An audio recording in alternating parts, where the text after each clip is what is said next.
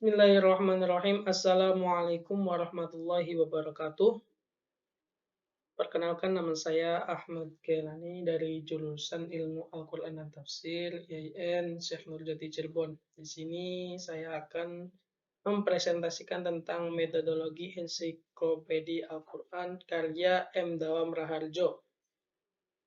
Bentuk penyajiannya yaitu mengikuti istilah kusmian. Langsung saja. Pertama yaitu latar belakang masalah. Dewasa ini pembaharuan metode dalam menafsirkan Al-Quran mulai menggeliat di kalangan umat Islam. Para mufassir modern mencoba untuk menemukan gagasan baru dalam menafsirkan Al-Quran. Sehingga Islam dalam artian Al-Quran sebagai sumber utama yang sahih likuli zaman wal makan itu bukan hanya slogan saja, tapi geliat penafsiran pun juga telah tampak di negara yang mayoritas muslim yakni Indonesia. Beragam tafsir Indonesia banyak yang sudah muncul dan menambah khasanah penafsiran dengan konteks ke-Indonesiaan yang khas. Nah, uniknya di Indonesia ini bukan hanya para ulama yang menafsirkan Al-Quran, akan tapi lahir dari seorang sastrawan, pendidik, hingga ekonom. Cukup menarik, seseorang yang tidak memiliki latar belakang keilmuan agama ternyata ikut andil dalam menafsirkan Al-Quran. Salah satu contohnya ya yang akan saya paparkan yaitu ensiklopedia Al-Quran. Ini dari karyanya M. Dawam Raharjo yang merupakan seorang ekonom. Lanjut, biografi M. Dawam Raharjo. Pertama, sosiohistoris. Dawam Raharjo ini merupakan cendekiawan muslim yang tidak asing lagi dalam khasanah pemikiran Islam di Indonesia. Beliau lahir di kampung Baluwati, Solo pada tanggal 20 April 1942. Dawam ini merupakan anak sulung dari 8 bersaudara. Ayahnya bernama Muhammad Zudi Raharjo dan ibunya bernama Mutmainnah. Beliau ini, orang tuanya itu merupakan seorang guru dan sangat mementingkan pendidikan. Hal ini juga tercermin dalam kepribadian M. Dawam Raharjo. Jika dilihat secara formal, Dawam Raharjo ini merupakan akademisi ekonom, namun pengetahuan dan karya-karya ilmiahnya tidak terbatas pada satu disiplin ilmu saja, melainkan beberapa disiplin ilmu, mulai dari di bidang ekonomi, sosial, politik, filsafat, dan agama. Kedua, pendidikan. Beliau ini mulai masuk pendidikan di TK Madrasah Bustanul Atfal Muhammadiyah, kemudian Madrasah Ibtidaiyah di Muhammadiyah juga, kemudian ke jenjang selanjutnya itu SMP 1 Solo, berikutnya jenjang selanjutnya itu SMA Manahan, kemudian beliau masuk dalam American Field Service di Borlat High School, Idaho, Amerika Serikat, dan setelah pulang ke Amerika Serikat, beliau itu masuk Fakultas Ekonomi Universitas Gadjah Mada. Karyanya itu diantaranya ada Pergulatan Dunia Pesantren, Etika Ekonomi dan Manajemen, Intelektual Inteligensia dan Perilaku Politik Bangsa, Risalah Cendekiawan Muslim, Islam Kemodernan dan Keindonesiaan, Islam dan Transformasi Budaya, dan tulisan di surat kabar, majalah, serta jurnal dalam dan luar negeri. Lanjut, sejarah penulisan ensiklopedia Al-Quran. Penulisan ensiklopedia Al-Quran itu dilatar belakangi oleh keresahan Dawam dengan kondisi umat Islam di Indonesia. Banyak di antara Muslim yang di Indonesia ini hidup secara Islam, mengerti akan rukun Islam, sering mendengar khutbah, akan tetapi tidak jarang mereka tidak tahu istilah-istilah dalam Al-Quran. Hal ini mengakibatkan konsep tentang keislaman tidak berkembang di masyarakat. Menurut Dawam, penafsiran Al-Quran bisa diwujudkan dalam karangan-karangan pendek. Sebuah buku tafsir tidak mesti mencakup seluruh Al-Quran. Karena itu, ia memilih tema tertentu sesuai disiplin ilmu yang dia kuasai. Dengan begitu, Al-Quran bisa disiarkan dan dibudidayakan oleh banyak orang dari sudut keahlian yang berbeda-beda.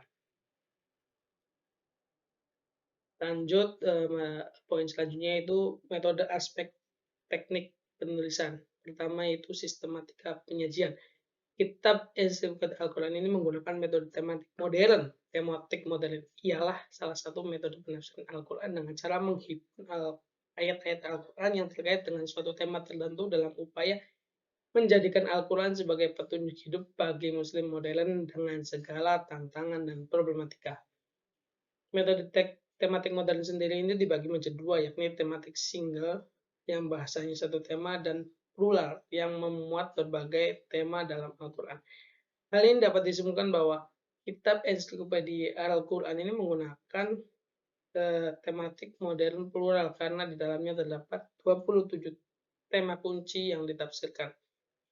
Dimensi spiritual ada 12 tema, terus kemudian dimensi sosial keagamaan ada 15 tema, yakni Nabi, Madinah, dan lain-lain. Kemudian bentuk penyajian dalam memahami atau menafsirkan Al-Quran. Ada beberapa metode yang dapat digunakan oleh seorang mufasir. Pada zaman modern ini telah muncul tafsir Al-Quran yang tidak mencakup seluruh Al-Quran, yakni yang bersifat parsial, mengambil bagian tertentu dalam Al-Quran. Belakangan muncul lagi tafsir yang lebih khusus dan mengarah pada bentuk tematis, sehingga hanya mengupas suatu ayat Al-Quran atau suatu tema tertentu. Inilah yang disebut dengan penafsiran metode maudu'i. Nah, nampaknya metode ini pula digunakan oleh Dawam Raharjo dalam penafsirannya. Jadi kesimpulannya itu metode untuk penyajian dalam ensiklopedia Al-Quran itu menggunakan metode maudu'i. Yang ketiga itu gaya bahasa. Gaya bahasa yang digunakan oleh M. Dawam Raharjo dalam ensiklopedia Al-Quran adalah gaya bahasa populer, yaitu model penulisan yang menempatkan bahasa sebagai medium komunikasi dengan menggunakan kata yang sederhana dan mudah, sehingga hal ini mudah dipahami oleh orang-orang awam. Kemudian bentuk penulisan. Tulisan-tulisan dalam ensiklopedia Al-Quran ini berasal dari artikel jurnal. Jurnal sendiri merupakan salah satu macam karya ilmiah. Penulisan artikel jurnal biasanya mengikuti kaidah-kaidah penulisan ilmiah seperti pembubuhan catatan, rujukan, baik dalam bentuk catatan perut, body note, atau catatan kaki atau footnote. Dalam bentuk inilah Dawam Raharjo menuliskan tafsirnya. Islah Gusmian menyebutnya sebagai bentuk penulisan ilmiah, yaitu suatu penulisan tafsir yang sangat ketat dalam memperlakukan mekanisme penyusunan redaksionalnya. Yang kelima itu kepengarangan. Dalam pengantarnya menyatakan bahwa karangan yang berbentuk ensiklopedia ini ia sebut sebagai sebuah tafsir Al-Quran. Meskipun demikian, ia menyadari bahwa sejumlah orang keberatan dengan klaimnya tersebut, termasuk Quraisy Shihab yang mengatakan bahwa karyanya ini lebih tepat sebagai sebuah pemahaman terhadap Al-Quran dari seorang sarjana ilmu sosial. Lanjut, metode aspek hermeneutik. Yang pertama yaitu metode tafsir. Penafsiran ensiklopedia Al-Quran karya Dawam Raharjo menggunakan metode tafsir bil matsur, yaitu tafsir penafsiran yang berdasarkan pada penjelasan Al-Quran itu sendiri, penjelasan Rasul, penjelasan para sahabat melalui ijtihad dan aqwal tabi'in, dan bisa di sini Dawam Raharjo menambahkan dari aspek sosial juga. Nah, Dawam Raharjo ini menyatakan bahwa salah satu sumber penafsirannya yang telah diakui para ulama yang penafsiran Al-Quran dengan Al-Quran, baginya kata kunci dalam ayat dapat ditemukan penjelasannya pada ayat sebelumnya. Dengan surat, dengan ayat yang lain.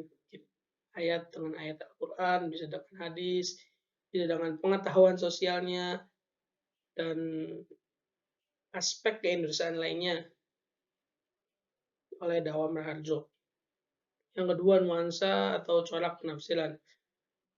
Nuansa tafsir dalam ensiklopedia Al-Quran ini yaitu sosial kemasyarakatan.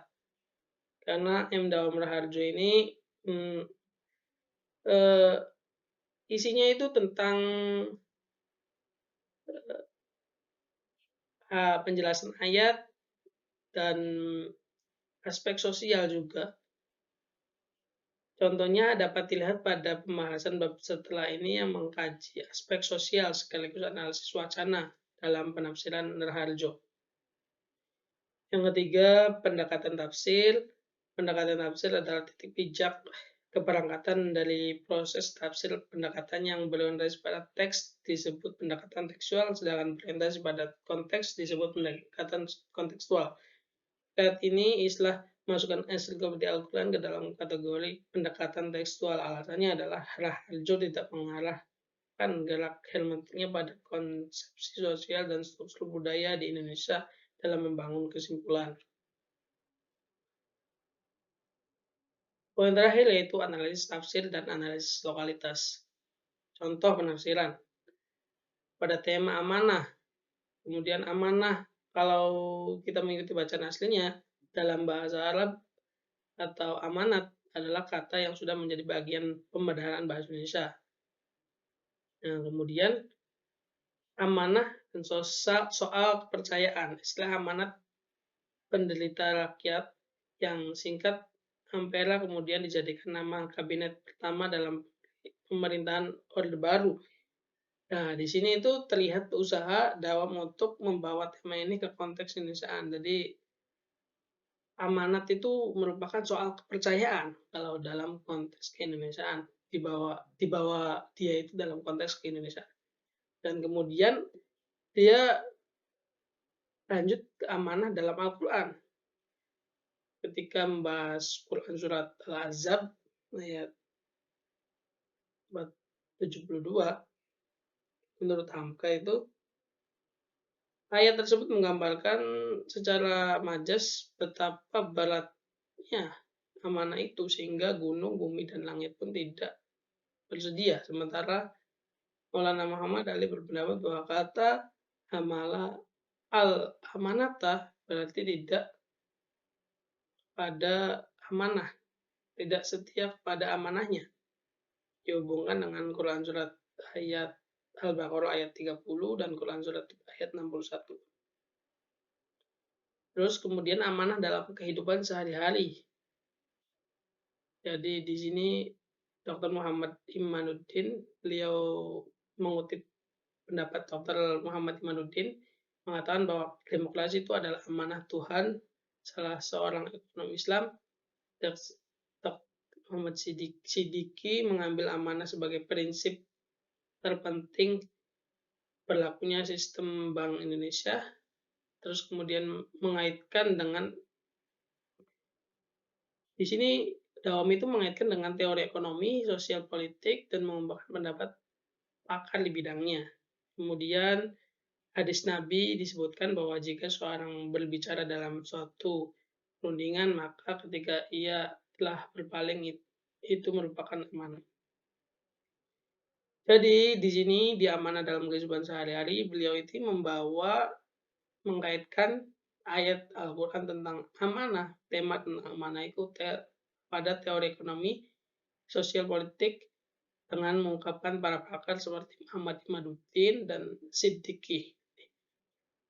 Terakhir, dari amanah ke rahmah dalam entry berikut akan dibicarakan mengenai rahmah yang merupakan konsep penting dalam Al-Quran berkaitan dengan hakikat spiritual keagamaan. Dalam entry berikut akan dielaborasikan dengan Al-Quran tentang rahmah ini dan kaitannya dengan konsep teologis Rahman dan Rahim. Sub dan bab terakhir yang menjadi kesimpulan sekaligus pengantar pada tema selanjutnya. Rahmah adalah kata kunci yang dikaji pada bagian selanjutnya. Jadi dari rahmah ke rahmah, dari amanah ke rahmah, kemudian selanjutnya itu yang pembahasannya yaitu rahmah. Mungkin hanya itu yang dapat saya sampaikan, kurang lebihnya mohon maaf. Wallahul muwaffiq ila aqwamit thoriq. Wassalamualaikum warahmatullahi wabarakatuh.